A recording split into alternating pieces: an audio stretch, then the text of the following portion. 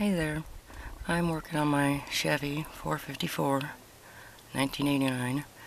I was going to do the timing on it after I put a new distributor in it, but I couldn't find that tan wire with the black strip that you have to unplug before you do the timing, before you set it.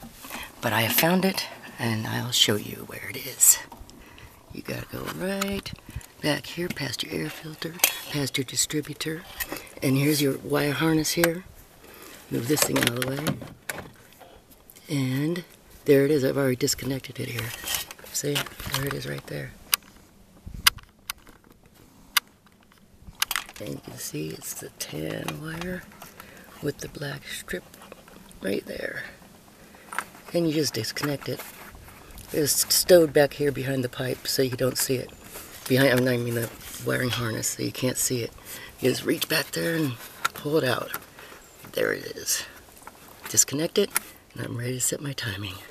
Finally. All right, there you go. Hope that helps.